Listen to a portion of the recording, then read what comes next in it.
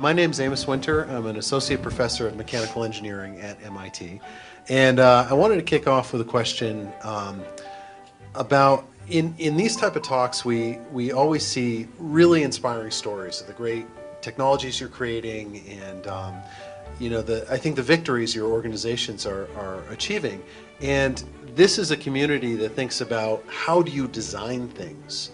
So what I'd like to start off with is having each of you talk a little bit more about what is the process that your organization goes through when you're creating these innovations. So, like for you, Karl, do you have to make a business case internally to say, here's how we're not going to cannibalize our genset business? We see the need comes from the dealer network.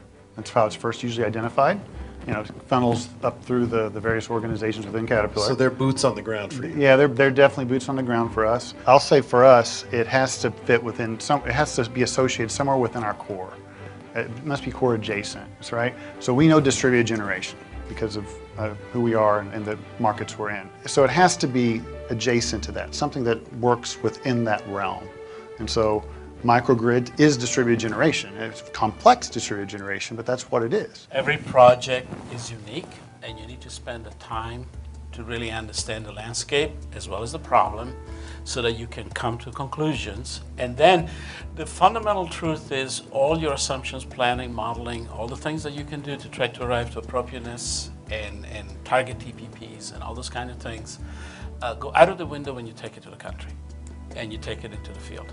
We take things to the field, and we actually have a cadence internally where we try to have a deliverable within our entire R&D product development, which could include very complex hardware development and design. So the approach we use is it's a kind of a interesting idea, but we spend a lot of time with a team that is a domain expert that catalyzes information from hundreds of NGOs and Gates Foundation grantees, as well as the 75 governments that are essentially being funded by us.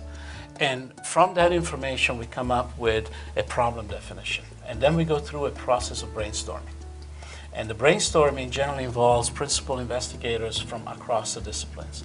So I've got the physicists next to the biologists, next to the mechanical engineers. And that group comes up with ideas, often competing ideas.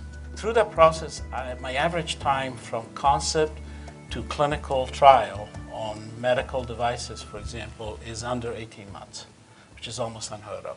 These teams you're talking about, how much of them are within Global Good and how much are outside people, and are there opportunities for folks like in this room? And the second question is, as you're doing this product development and projecting it as an actual commercial product, how much is the financial aspect of the product making money coming into your decisions? Global Good is an extension of the Bill and Melinda Gates Asset Trust, and so we are essentially an extension of the world's largest charitable trust. So we can't make money. Okay. But we recognize in our business model that if the companies that we spawn don't make money, they won't be sustainable. The Alliance has a network of over 1,600 partners.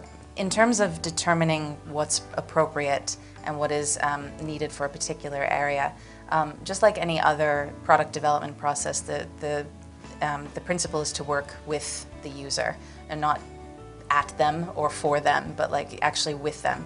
And for us, for the Alliance, what we emphasize is incorporating women into the value chain. Women are incredible sales agents and distributors, and there've been some studies showing that they're more effective at that than their male counterparts.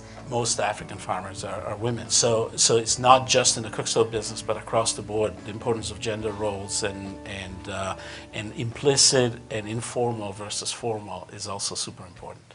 So would you guys be willing to tell us kind of how often you pursue projects that don't work out and how you decide to,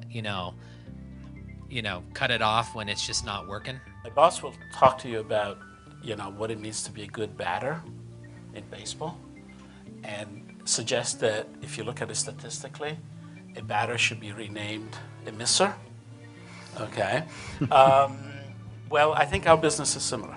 Is your batting average going up, or is it just kind of static?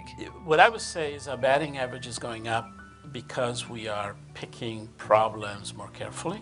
One of the main missions that I think we have, in addition to stimulating the development of technologies, is to partner with companies to create demand. So how do you create demand on the other side so that you can create markets where they don't exist? And I think, you know, the growth of this program, I think, in EGD here at this conference over the last 5 years has demonstrated that more people are involved in this, there's more graduate research opportunities, and we're seeing more and more folks come every year from actual industry representatives or other, you know, organizations that do provide jobs in this space.